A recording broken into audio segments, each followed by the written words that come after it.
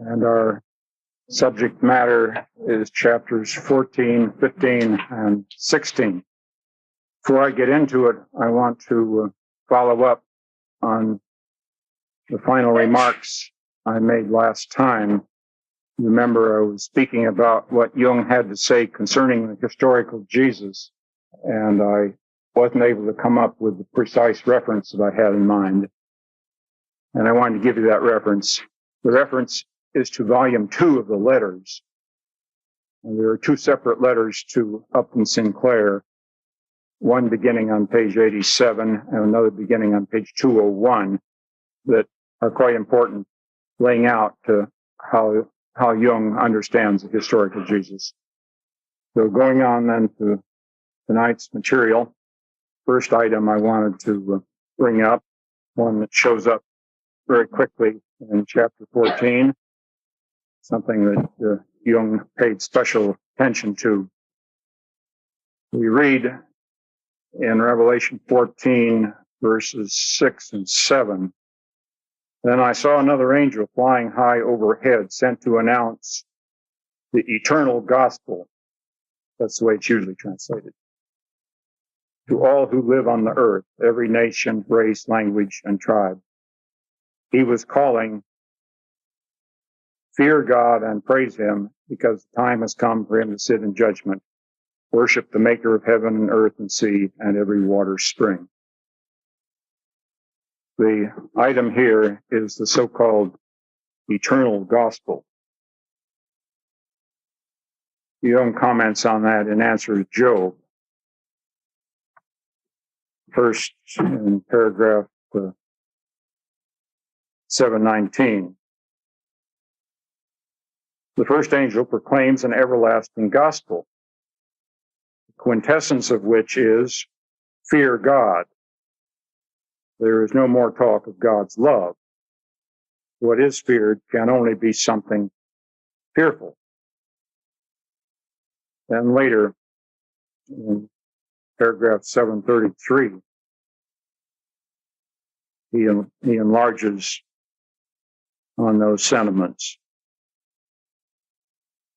"Could anyone in his right senses deny that John correctly foresaw at least some of the possible dangers which threaten our world in the final phase of the Christian Aion? He knew also that the fire in which the devil is tormented burns in the divine pleroma forever. God has a terrible double aspect.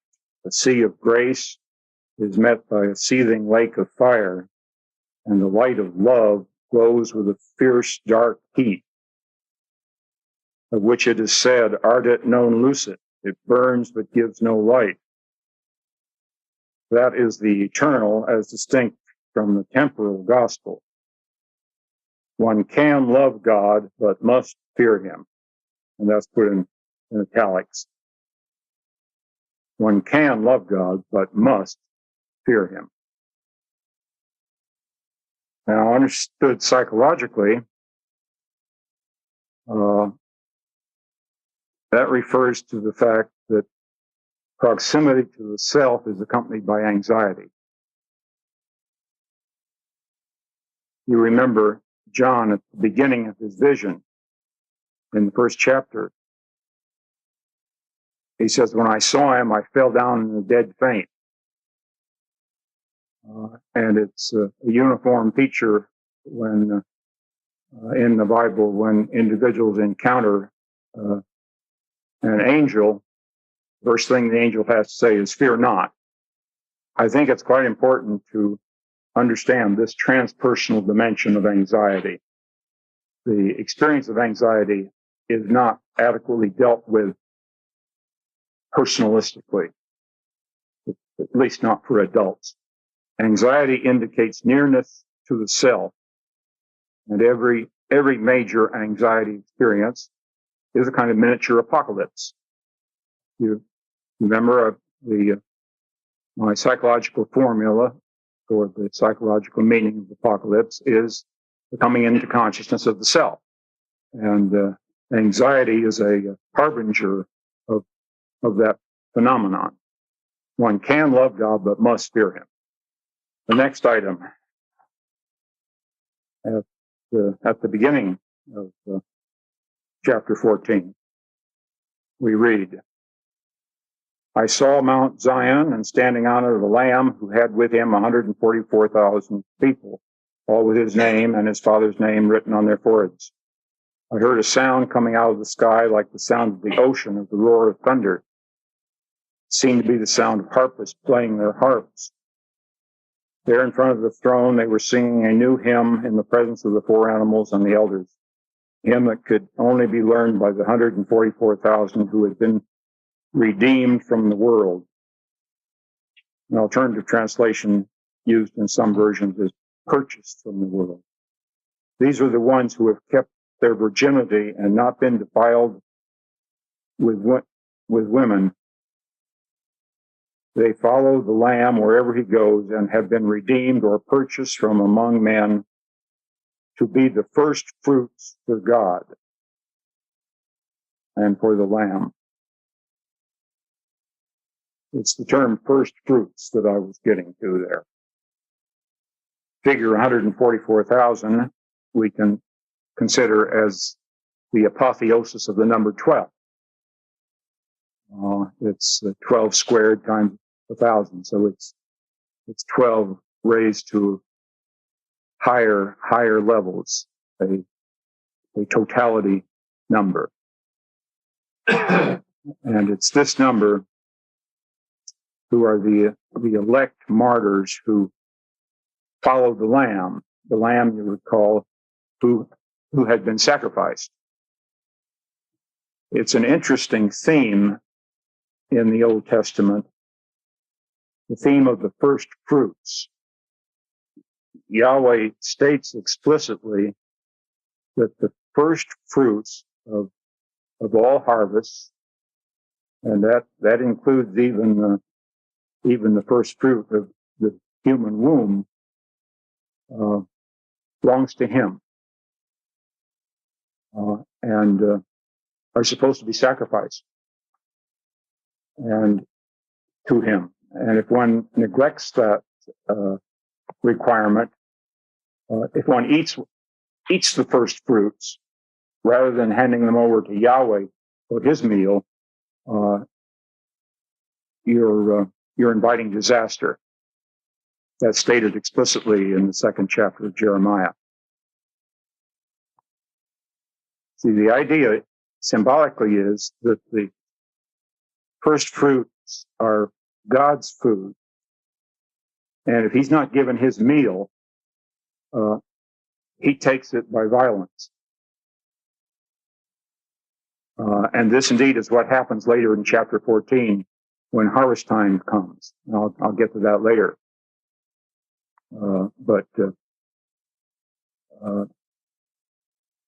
And you remember, it's also what happened to Egypt at the time of the Exodus. The firstborn of the Egyptians were killed. They were the first fruits, and since they didn't give what was required voluntarily, they were taken involuntarily. And this pattern even repeats itself on the divine level, because the first fruit of Yahweh is his son Christ, and he's a sacrifice. So this pattern runs through all levels. I don't know exactly why first fruits should be sacred, but it seems to be borne out also so far in human experience. The firstborn have a different kind of psychology very commonly. There's a different relation to the unconscious and the transpersonal dimension. It's more problematic. I can't say any more about it than that, other than to indicate that the pattern is an archetypal fact.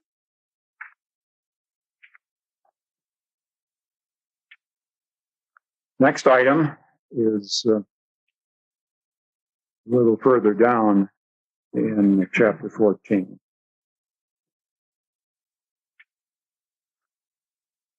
Verse 9. A third angel followed, shouting aloud, all those who worship the beast and his statue, or have had themselves branded on the hand or forehead, will be made to drink the wine of God's fury, which is ready, undiluted in his cup of anger, in fire and brimstone. They will be tortured in the presence of the holy angels and the Lamb, and the smoke of their torture will go up forever and ever. There will be no respite, night or day, for those who worship the beast or its statue, or accepted branding with its name.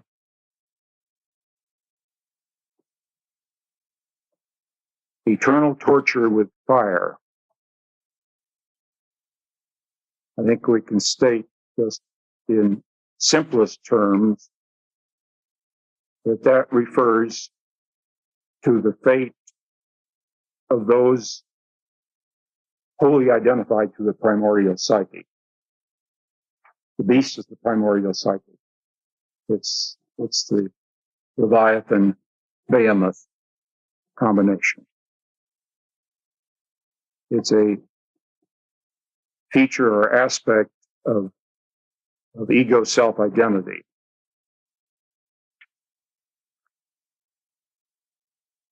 When the self is activated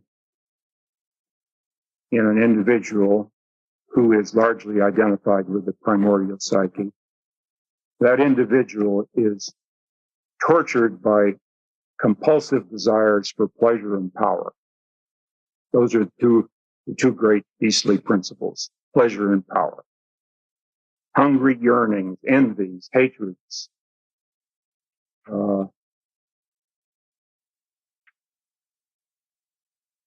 everything that pertains to pleasurable gratification and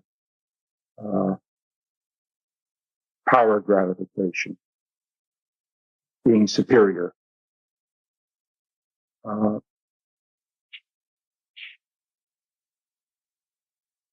This is what alchemical texts speak of as the crude sulfur, as opposed to the true sulfur.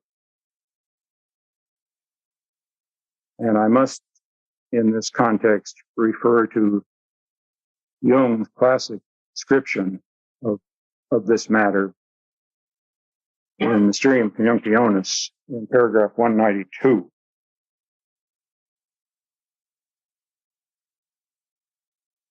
A passage to read and reflect on again and again, because it's loaded with meaning.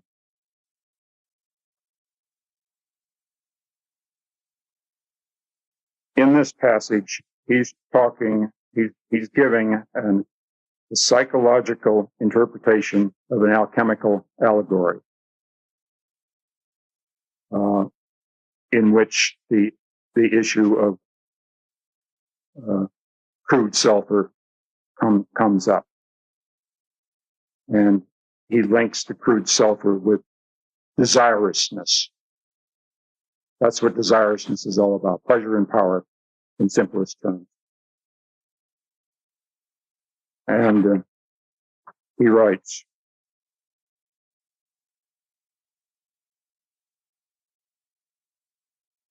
you too are infected with this collective sickness. Therefore, bethink you for once and consider. He's talking as though he's talking to a person who had this alchemical text as a dream. It's a dream that any of us could have had. So this commentary applies to all of us.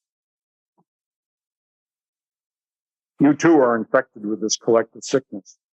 Therefore, bethink you for once and consider what is behind all this desirousness, a thirsting for the eternal, which, as you see, can never be satisfied with the best, because it's Hades in whose honor the desirous go mad and rave.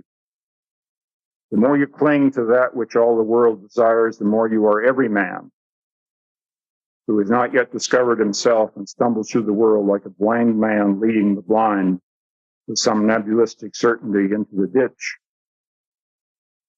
Every man is always a multitude. Cleanse your interest of that collective sulfur which clings to all like a leprosy. For desire only burns in order to burn itself out. And in and from this fire arises the true living spirit, which generates life according to its own laws. And I skip. This means burning in your own fire and not being like a comet or a flashing beacon, showing others the right way, but not knowing it yourself. It goes on. But this is how one understands psychologically the torturing fire that's referred to here in Revelation. See, this is the fire of Calcanatio, and all the symbolism of that alchemical operation applies. But that still leaves the question, why is the fire eternal?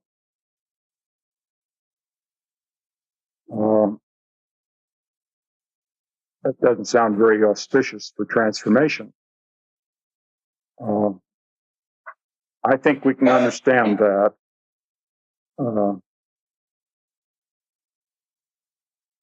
by realizing that the book of Revelation, as well as all the Christian scriptures, are documents of separatio. It's true that Revelation ends with the image of the Mandala city, the New Jerusalem, but the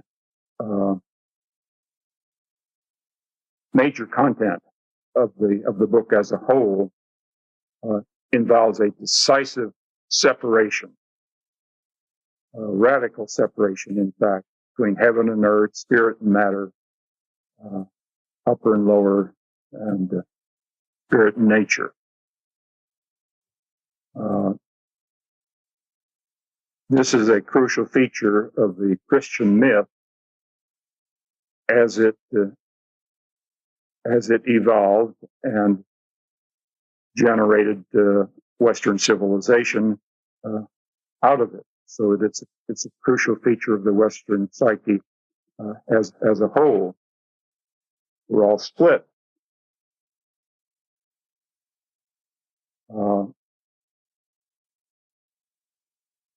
And within that myth, all that could be envisioned for an ending was a permanent eternal split. Even Origen in the 3rd century could consider the possibility of the redemption of the devil. But that idea could not be tolerated, and so he was branded heretical, and that idea could not be entertained. But that state of affairs is due to change in the new Aeon. The psychological Aeon is aiming towards the union of the split. But Book of Revelation belongs to the old Aeon, and it's largely a separatio document. That's how I understand the eternal aspect of the literature.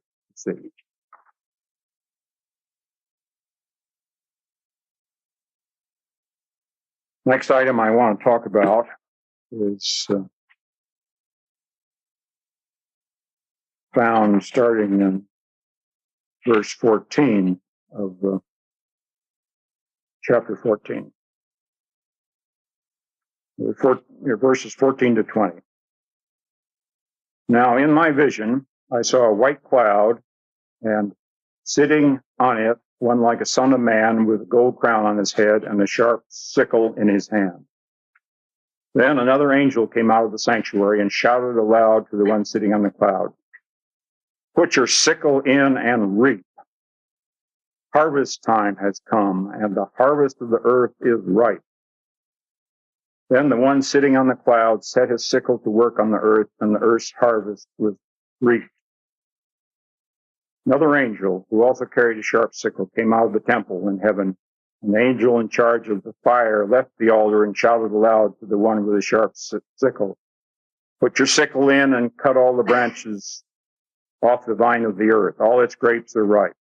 So the angel set his sickle to work on the earth and harvested the whole vintage of the earth and put it into a huge winepress, the winepress of God's anger, outside the city, where it was trodden until the blood that came out of the winepress was up to the horses' bridles as far away as 1,600 furlongs. Terrible image.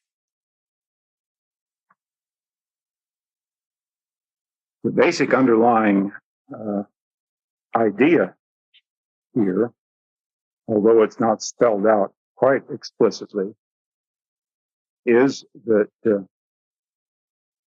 humanity is a vast agricultural process for God to be harvested for food and drink. Now, that idea comes up elsewhere. For instance, it appears in the book of Enoch. In the 7th chapter of the book of Enoch. Enoch is describing what was taking place just before Noah's flood.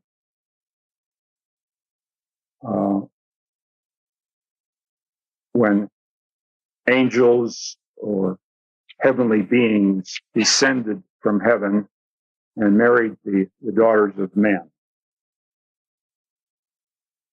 Here's what he has to say.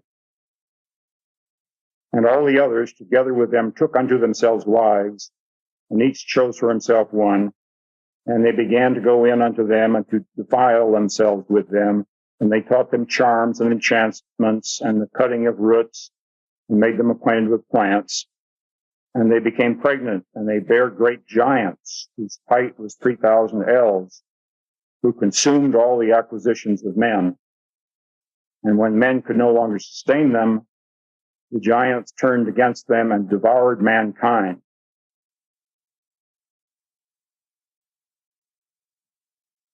About this passage, Jung says in paragraph 669 of Answer to Job, he says that the giants are pointing to an inflation of the cultural consciousness at that period of time, just before the flood. Now, I've published a dream that has this same theme in it. I'm going to read it to you, at least most of it. It's in Creation Consciousness, page 28. An apocalyptic dream. I'll abbreviate it a bit since it's rather lengthy. But I have to bring in this material to demonstrate decisively that what we are talking about is not abstract ideas and imagery, but living psychic reality that's relevant to here and now. I am walking along what appears to be palisades overlooking all of New York City. New York City is in a rubble. The world, in fact, has been destroyed as we know it. New York is just one heap of rubble, fires everywhere, thousands of people running in every direction. Hudson rivers overflowed many areas. Smoke billowing up. Land has been leveled. Fireballs were in the sky, heading for the earth. It was the end of the world, total destruction of everything. Cause of this great destruction was a race of great giants. They had come from outer space. In the middle of the rubble, I could see two of them sitting. They were casually scooping up people by the handful and eating them. Done with the same nonchalance that we have when we sit down at the table and eat grapes by the handful. The giants had landed in flying saucers, and the fireballs were other landings. In fact, the earth as we know it was conceived by this race of giants in the beginning of time. They cultivated our civilization like we cultivate vegetables in a hothouse. The earth was their hothouse, so to speak, and now they have returned to reap the fruits that they had sown. Now, there's more to it that lends a whole new dimension to it, but I have to keep my focus, and I can't go into the other aspects. But you see the exact parallelism between this dream, Enoch, and Revelation.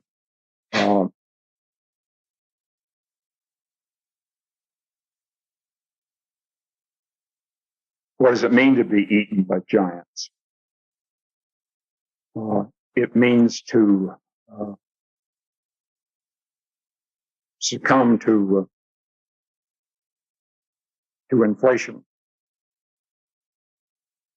There's a interesting passage in the Gnostic Gospel of Thomas. It speaks of two possibilities. One possibility is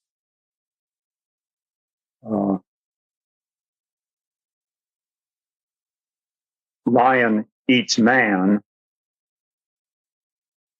and man becomes lion. That means man is assimilated to lion stuff.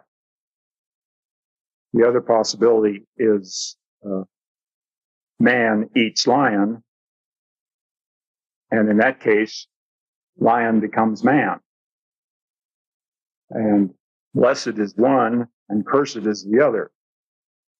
You see, that's precisely the issue that we are dealing with when the collective unconscious is activated, or even when it lives itself through us unconsciously, to the extent that the ego is eaten by one of the archetypal giants or lions. To that extent, then, man has become lion. And that's a disaster. Whereas to the extent that the experience can be assimilated and understood by consciousness, then the archetypes are humanized, and they become human then. And that's the issue that we have here in this harvesting imagery in Revelation. The fundamental question that runs throughout of all levels of existence is who eats whom.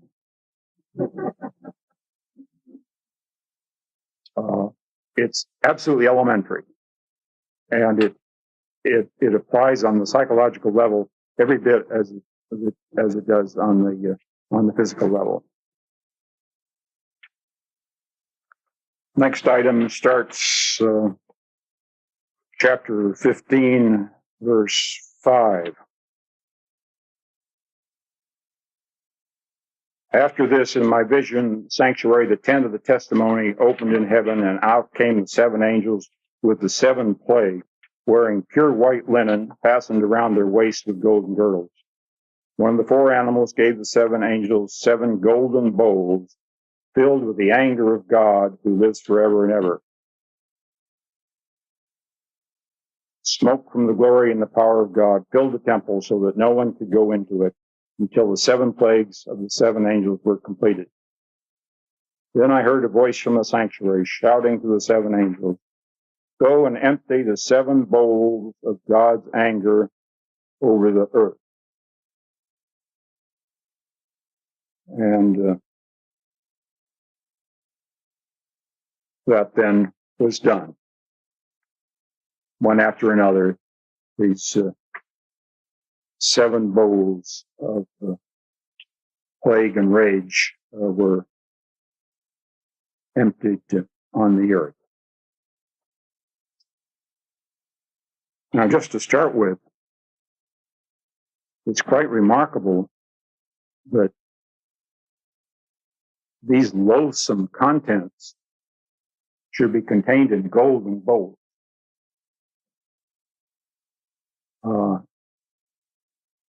A golden cup appears again in chapter 17, held by the harlot riding on the beast, that we'll talk about another time. And there again, the gold feature is in startling contrast to the contents of the vessel. Certainly, as far as empirical psychology is concerned, the golden bowl represents the self in its containing aspect, because gold represents a supreme value. And it carried that symbolism very explicitly in alchemy. So that a plague carried in a golden bowl is a paradoxical combination of opposites.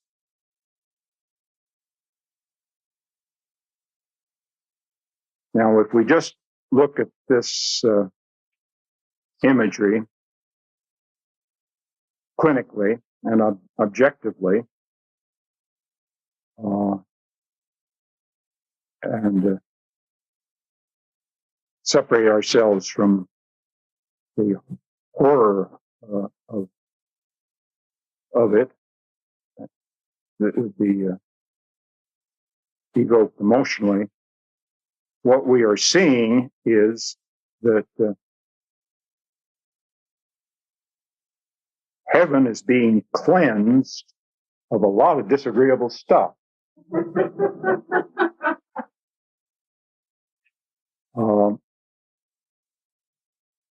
And being turned over to the earth to be dealt with. Psychologically, therefore, the basic image is that some very negative and disagreeable contents of the collective unconscious are being poured into the ego, because symbolically speaking, earth equals ego.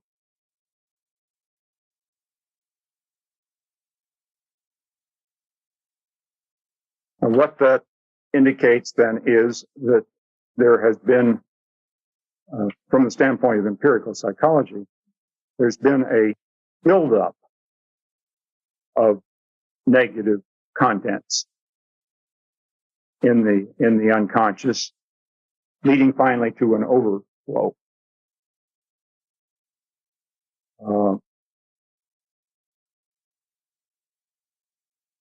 I think it's relevant to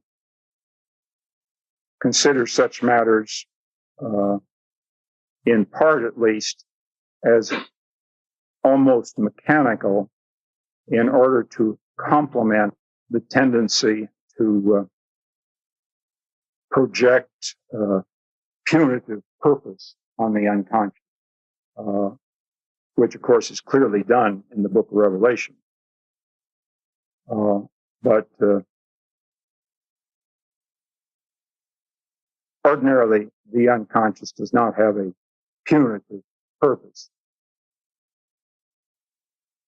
It tends to react to the ego the way the ego reacts to it.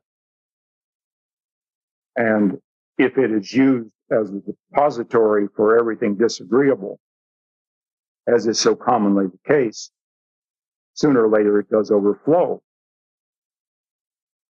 So that almost mechanical way of seeing it is not the whole story, but I think it's a good corrective to thinking of it in overly punitive terms.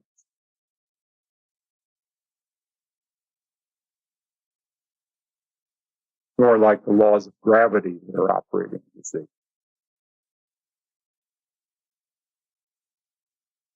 This is the sort of situation that can arise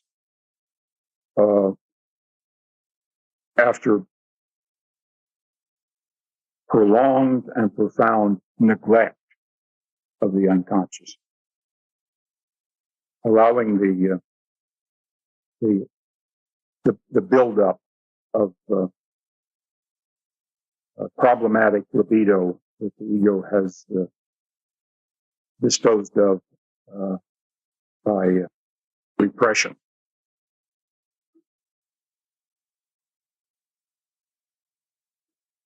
See, according to Judeo-Christian mythology, this neglect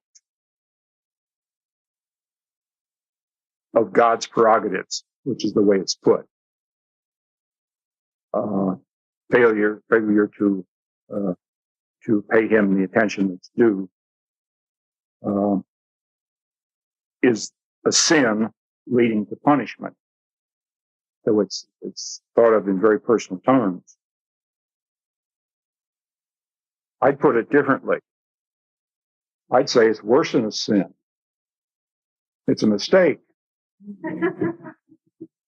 A psychological mistake. Now, the advantage of putting it that way, it's a more objective way of putting it because it doesn't demoralize one with a sense of guilt. It's hard enough for us to accept the mistakes that we've made, especially when they're big ones. But I think that's a little more conscious way of putting it. Now, concerning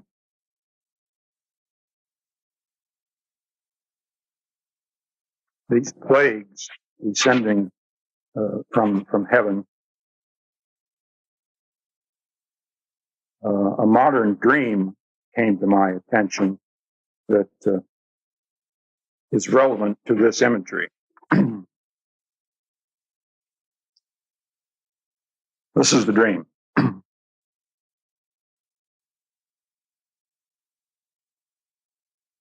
I am in an elevated position just above a heavy cloud cover, the way one is in an airplane. The sky and air above the clouds is clear and blue. At first, it is like a movie, but I'm really present, as if at a theater performance. But it's in the open air, not in a theater. Directly opposite me, in the middle distance, is the Capitol Dome, Washington, D.C. Is it the real thing, or could it be a stage set mock-up? It's illuminated, outlined by many small lights, like the small lights of Christmas. In the space between me and the Capitol Dome comes a figure, an actor, ? Dressed as an angel. It says, I've cut my hand, and a stream of blood is directed down to the earth. AIDS-inflected blood. Immediately on awaking, I think of the prologue in heaven in Job, and then also in Faust. And I know in the dream or upon awaking that this means a plague of some sort. As you may know, some fundamentalist ministers offer a mythological interpretation of the AIDS plague. According to them, they say the epidemic is caused by God's anger at sexual misbehavior. sinful sexual misbehavior. Now, applying my principle that it's worse than a sin, it's a mistake, the question would then come up in dealing with this dream, which specifically refers to AIDS. What is the mistake that causes AIDS?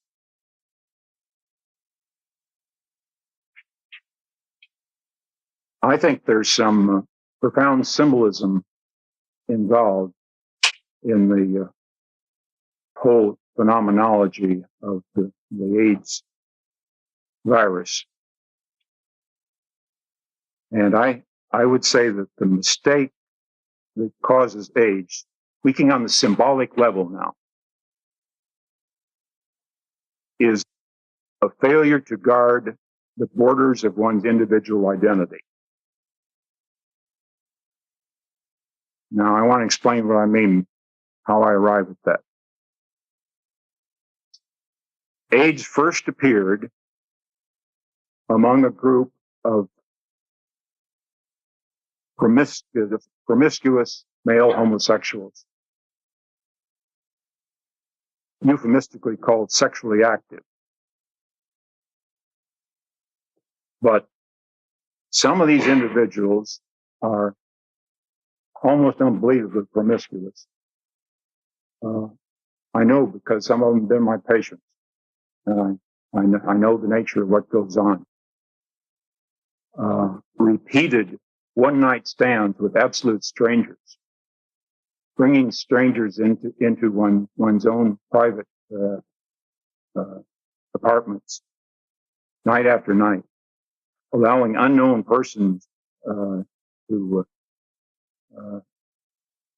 share their most intimate circumstances, their bodies and their psyches.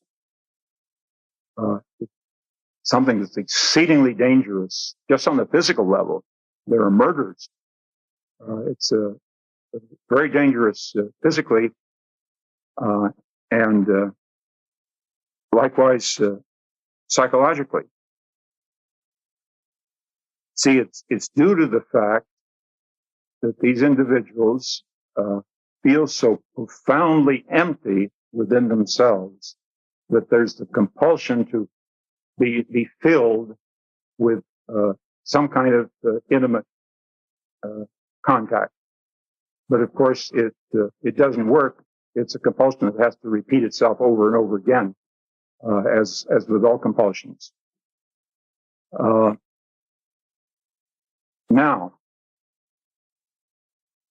that's the sort of behavior that reveals a grave defect in the boundaries of the individual identity. The boundaries are lacking. They are porous. The doors are wide open. Now consider the symbolism of the AIDS virus. The AIDS virus attacks and destroys the immune system specifically. That's its specific target. And the immune system is the physiological system that protects the individual integrity of the organism on the physiological level. It's the immune system that identifies whenever a piece of material gets into the bloodstream, is this I or is it not I? Does it belong to the identity of this organism, or is it alien? And if it's alien, it destroys it. And if it's not, it accepts it.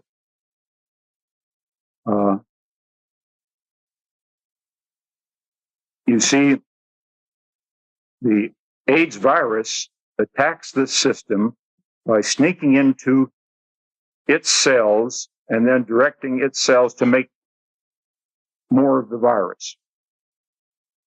And in the process, destroying the immune system cells from within. So that the operation of the virus is a picture of the behavior that opened the door to the virus in the first place. The whole question of organ transplants fits into the same symbolism. I'm against organ transplants, and so is the immune system. The immune system will not accept organ transplants, and therefore they have to kill the immune system in order to keep a transplant intact. Well, I'm going to take my side with the immune system because it's connected to the unconscious, and I think organ transplants are wrong.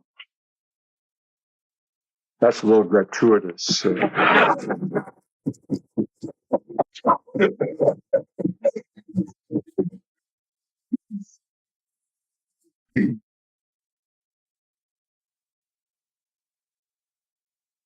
Okay, my next item. Going on to Revelation 16, 12, verse 12. These bowls are being emptied. Bowls of disaster. The sixth angel emptied his bowl over the great river Euphrates. All the water dried up, so that a way was made for the kings of the east to come in. That refers to Parthia, the great dangerous enemy of the time. Then from the jaws of dragon and beast and false prophet, I saw three foul spirits come. They looked like frogs, and in fact were demon spirits able to work miracles, going out to all the kings of the world to call them together for the war of the great day of God Almighty.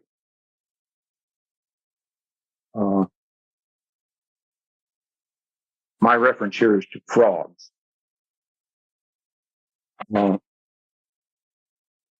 This is imagery that we come in touch with not uncommonly.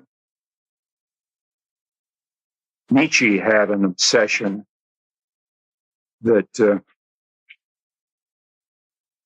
he was obliged to swallow a toad. And Jung comments on that obsession in the Zarathustra seminar. You'll find this comment on page 255. He says, it's the expression of the loathsomeness of life or of the lower man. Frogs and toads are a first attempt of nature towards making something like a man. So they are symbols for human transformation. And that's due also to the fact that they metamorphose from tadpole to frog. So that's another aspect of their transformative quality. And then Jung goes on to say, they represent the inferior man living in the swamp or mire. And he applied that to Nietzsche, who was trying to live above the shadow. That's what it amounted to. Now, we will, of course, also think of the fairy tale of the Frog Prince, which was a transformation tale, too. You know, what started out as a frog, after it was accepted, turned into a prince. But this image in the book of Revelation is the opposite of Nietzsche's image. Nietzsche was under a compulsion to swallow the toad, but in this case, the frog is being regurgitated. The direction has been reversed, you see. But I was very interested concerning this matter of frogs as part of the plagues of the apocalypse. I was very interested to discover an interesting dream in a book I've referred to previously, Dreaming the End of the World, the Michael Ortiz Hill book, which I want to quote to you in part. You remember he had gathered a number of dreams from various sources on the end of the world, or on the apocalypse, with imagery of the apocalypse. And this is one of those dreams in his collection. And unfortunately, we have no information about the personal situation of the dreamer.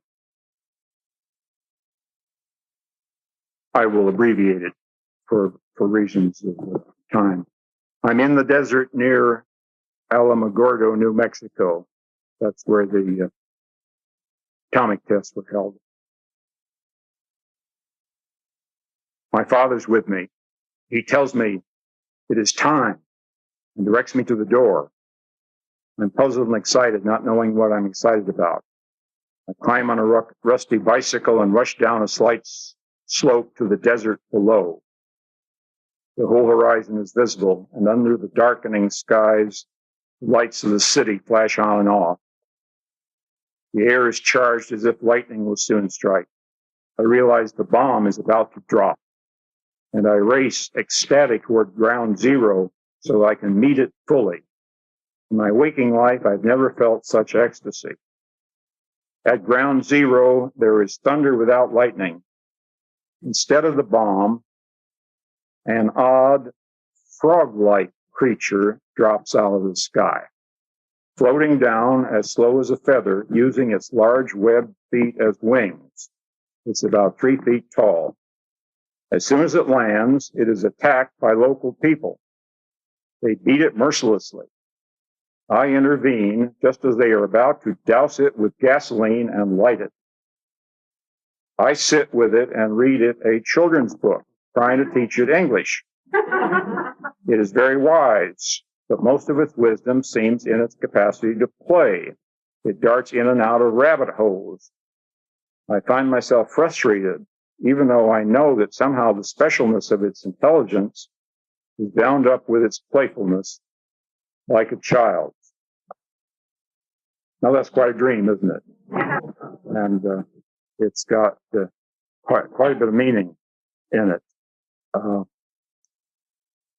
See, here's a very different attitude to the frog than the way it's pictured in Revelation.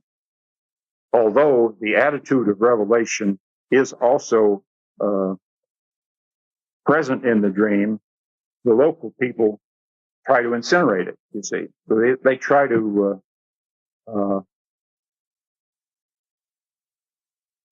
exterminate it with fire. So that means that there will be a conflict going on within that dreamer about this matter. But the dream ego does it just right. Anyway, that's the way to individuation. And dream ego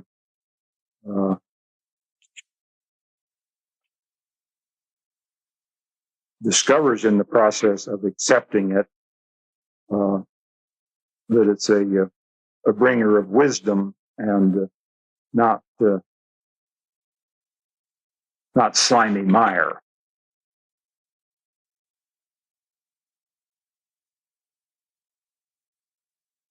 That's as much as I'm going to say about our assignment for tonight. But I have another subject that I want to bring in at this point that was brought to my attention from a question that I received. In that question, I was asked to enlarge more specifically on my remarks about the corporate soul. And the question spoke of guiding angel or corporate soul and how it would express itself. And the question made me realize that I needed to expand the cryptic remarks that I made back in session number 2.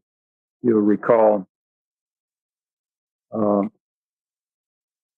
I was talking about the fact that the letters to the 7 churches were addressed to the angels of the 7 churches.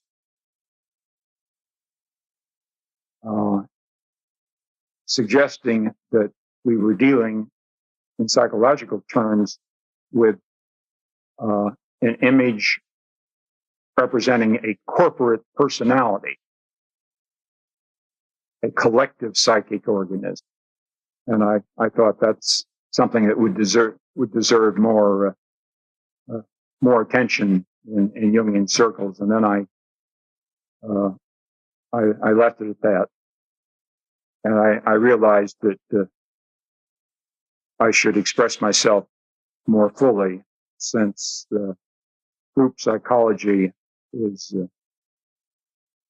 quite an important issue. To start with, my questioner seemed to equate corporate soul with guiding angel. And that's not necessarily the case at all. The so-called corporate soul, or collective psychic organism, is quite ambiguous. And it can be an evil demon at times. So I want to say a little bit about the Jungian understanding of groups and group psychology. The ideal psychological group is described very nicely by von Franz in her first-rate book, Projection and Recollection in Jungian Psychology. I can't do any better than read it.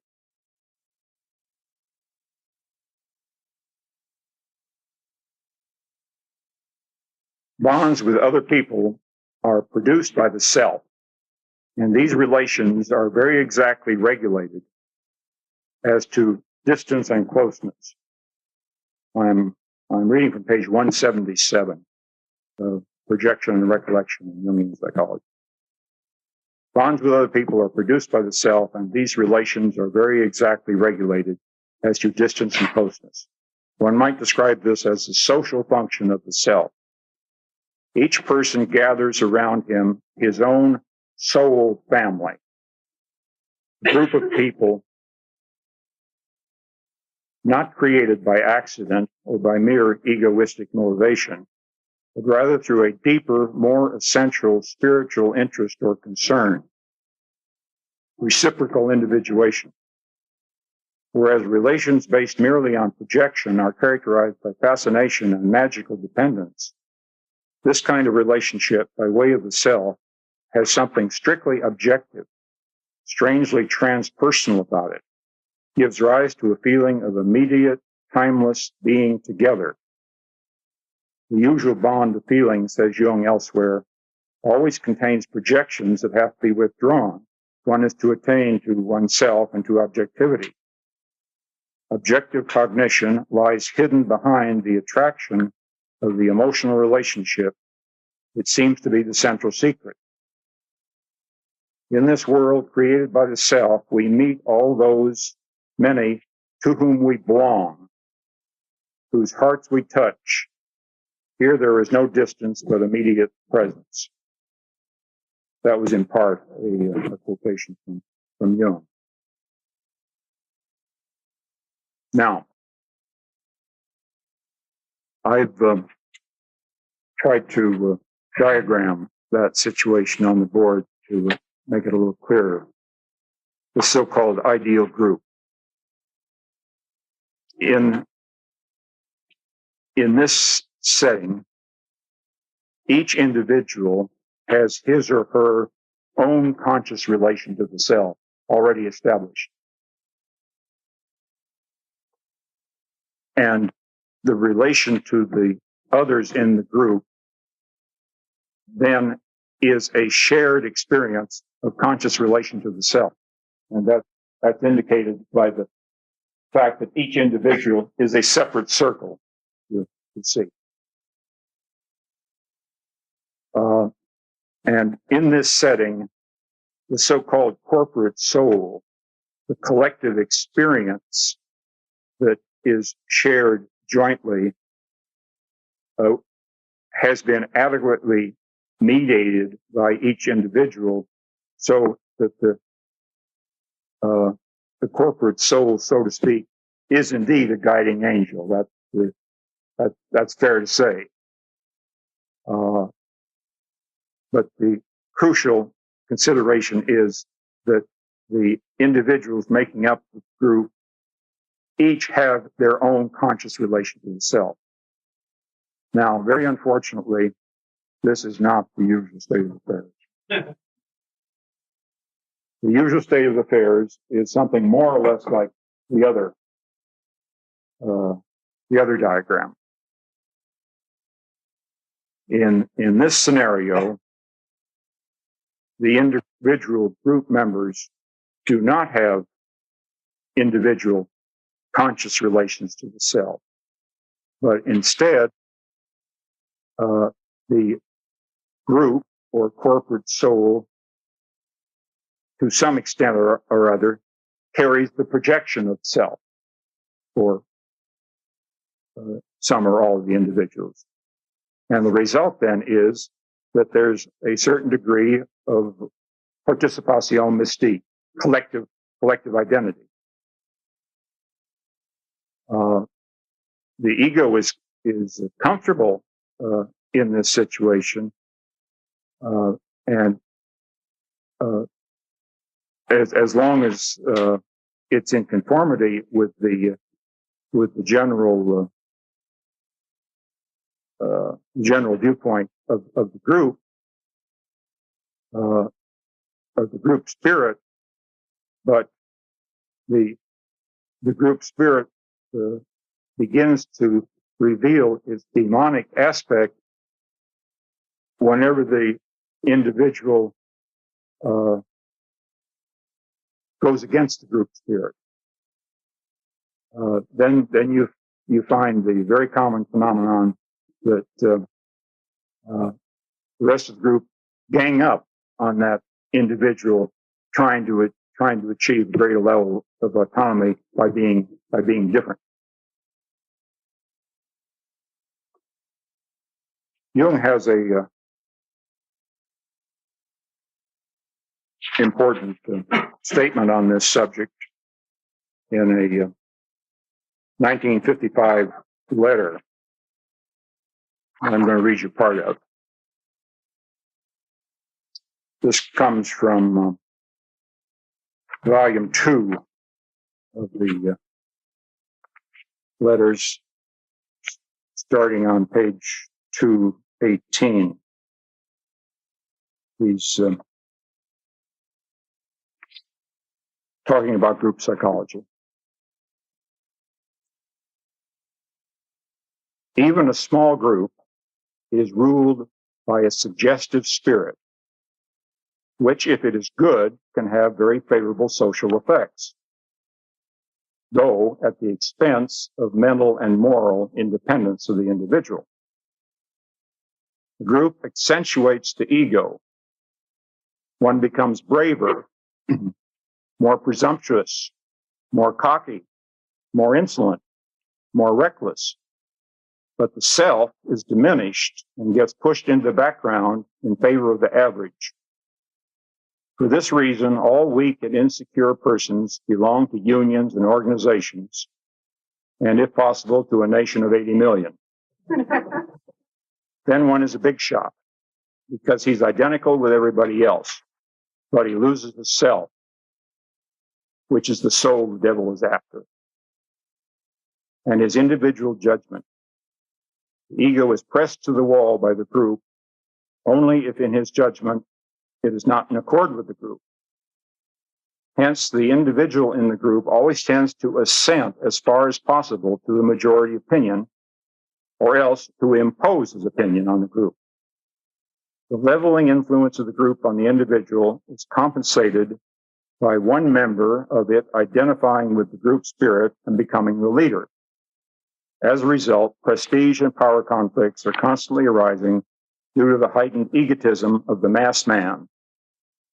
Social egocentricity increases in proportion to the numerical strength of the group.